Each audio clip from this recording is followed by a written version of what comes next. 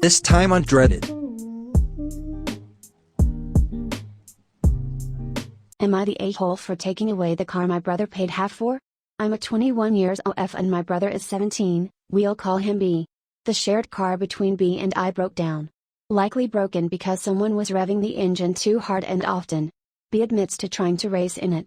It drove perfectly fine before you know what, where I was mostly the only driver. Then B took it out over the next 3 months, and when I tried to drive it again I realized how messed up it was. He gets off with no consequences. There's a spare car for him to use, he doesn't want it.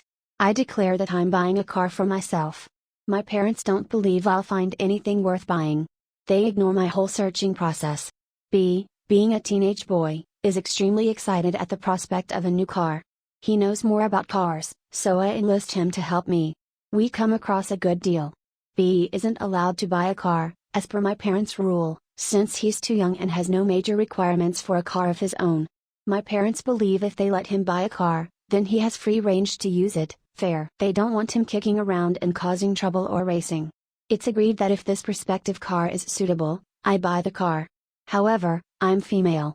Guys tend to not get ripped off as much, so B contacts the seller and deals, sets up a time to check out the car. We check out the car and it's just about everything I'm looking for.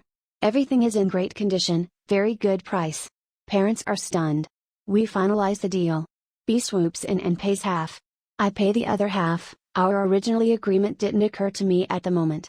I tell him if I move out or decide that I need the car, I'll pay him back his half. He agrees. My credit card has a limit, so Dad uses his card to pay insurance, pulls out money from B's bank account, doesn't listen when I tell him to take money from my account. Now, since the insurance money came from B's account, he owns more than half the car. It's been 2 days. And B has already taken the car out to the local high school race spot. No proof that he's actually raced with it yet, but he keeps insisting that we add racing mods and whatnot into the car. We specifically agreed against this, and he's not even supposed to be allowed to own a car. I'm pissed. My parents want nothing to do with it. They've since ignored their no buying your own car before 20 rule, even though myself and my older brother have suffered through that. I offer to pay back the amount B has paid, plus some for contacting the seller. B yells at me to get out of his room for even considering it. Parents say I'm the asshole for trying to take the car away from him. Older brother says I'm not, since B is the one who broke the shared car in the first place. TLDR, my brother broke our shared car, we bought new one, he paid half. Now I don't trust him with it and want to have full ownership. Am I the a-hole for suing my girlfriend after she had my 1967 Impala project taken to the scrapyard? I'll try to keep this short. I had a 1967 Impala 4-door that I bought in February 2019. A couple months ago I bought my first house that had a 2.5 car garage. I moved the car in and started tearing it down for a complete restoration. I had the body in one bay and the chassis in another, plus the whole garage filled with parts. About 2 months ago my girlfriend came to live with me during this whole crisis, and the whole time has hated that car. She wants to park in the garage, but I have 2 acres of land with a lot of nice places to park under shady trees, or hell even in the barn if it has to be inside. I tell her tough luck, it's my house and it's not like I can just throw it back together real quick. Anyways, I was out of town for a couple days on a business trip for the small local company I work for. When I got back, my girlfriend was all smiles. Making me food all the time, doing all the chores, all that. I thought maybe she just was happy to have me home, but then I realized that I didn't see her car in its usual spot. I asked her where she parked so I could make sure I mow that area and keep it clean, and she said not to worry because she parked in the garage. I asked how, and she told me to go check it out. Turns out that while I was gone she hired some people to come over and move everything related to that car, including the drivetrain, body, and chassis and all parts, and take it to the local dump scrapyard. I was absolutely dumbfounded. I had spent over 11 grand on that car, including new parts, services, and the car itself. I told her that I was going to be taking her to court for that, and she brushed me off like I was being dramatic. I told her that it's done between us and to pack her things and leave. I admit I was really angry, but I did end up getting a lawyer, and as I have all the receipts for all that money spent and I have her on my house's security cam footage letting the guys in and watching them take it all, I think I can win. Her family and friends are absolutely blowing me up, saying it's just a stupid old piece of junk and that she cannot pay back all that money I spent, and that I should just let it go. But I have been putting all my time, effort, and money into that car for a year and a half now, and goddamn it if I am not going to get justice for what she did. Am I the a-hole? Edit. Thank you all so much for the support and awards and everything. I'm glad I have some people on my side. I got a call from her mom about 20 minutes ago and she told me that I was ruining her daughter's life over a stupid car. I told her she ruined her own life. I've been gathering documentation and stuff and I'm about to head down to the police station and file a report, as suggested by Lots here. Once again thank you all. Update: went to the police station last night, was told to come back in the morning. Just got back and filed an official report against her for grand larceny and grand theft auto. I showed them all the receipts I had for the car and the footage of her letting the guys come and take it, as well as the title for the vehicle in my name. They said they will be in contact with all three parties, me, XGF, and junkyard guys, soon, and they will hopefully be able to recover some or all of the car. Just have to wait now. Huge update: they found my goddamn car. The junkyard guys apparently were in the middle of hiding it when the police came to ask them questions. It was on a forklift and they were gonna put it on top of a pile of cars that was hidden behind more piles of cars. They said it was theirs and they had the title, but obviously didn't have the title for it, and since they matched the VIN on the chassis and body to the VIN on my title, it was obviously mine. I know at least one person there has been arrested. I think he was in the camera footage I talked about earlier, but I don't know if it was the boss or whomever or even his specific charge. They also told me they would be looking into this specific junkyard for any other vehicles reported stolen. They said they haven't been able to get in contact with my ex just yet, but they're working on it. I'm just so glad they found my car. Luckily I made quite an album of pictures detailing me tearing down the car, and so I can use that to prove what parts they had were mine, so I can hopefully get most or all of it back.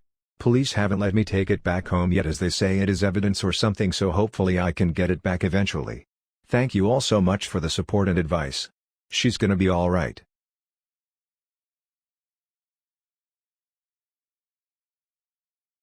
Am I the a-hole for boxing in a guy's car in my driveway and asking him to pay me to get it out?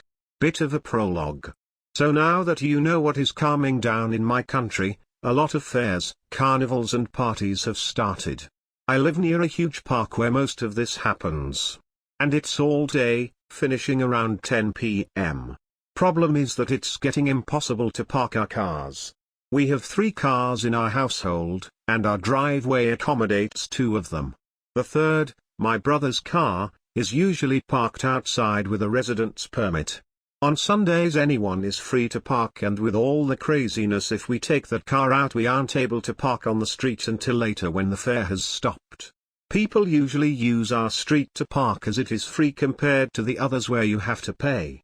I was discussing this problem with a few neighbors who had decided to park their cars outside the homes to hopefully deter people from using the street. Now I didn't mind parking 2 cars in my driveway and 1 outside, but it was getting ridiculous that when my brother would go out he'd either have to park 4 streets away and walk, wait for a car to move, which was very unlikely, or stay at home all day. He can't drive the other cars because they are manual and he has an auto license. We all use our cars pretty much daily, so it wouldn't make a difference who's parked out or in. So last Saturday night I tried the neighbor's tactic and park one of my other cars outside. The next day I used the driveway to run some errands, after checking to see if anyone would be going out or needing a car. I come back at around 2 p.m. to find an Aston Martin parked in my driveway. And parked in a way that I can't get in either. There's no proper parking left on the street, but I managed to squeeze my car directly in front of the entrance to my driveway, blocking the car in. It's only around 10:30 that the owner comes crawling back and starts banging on my door until I open. I was met with a very angry guy demanding I move my car. I tell him that he shouldn't have parked on my property. He proceeds to start shouting at me about how I am so lucky to have his car in my driveway and that I should pay him to have it boost my worth. Yes, seriously. I had never tried so hard not to laugh, but I told him that if he was bringing up money he could move his car if he paid the going parking rate, amounting to around $16 for 8 hours, which I was going to give to a homeless person anyway. He throws obscenities at me while kicking my plant pots until my neighbor comes out hearing the commotion. He threatens to call the police, so the guy throws a 20 my way and I move my car. He drives off calling me the world's biggest asshole and a money grabber. I tell my neighbor about what happened and about the money, at which point he gets a bit curt and says that I shouldn't have asked for money and should have called the police straight away.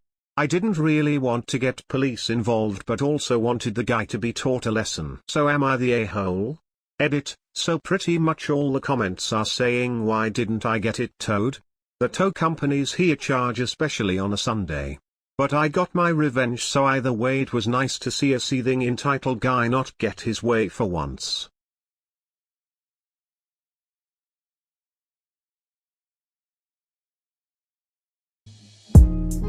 You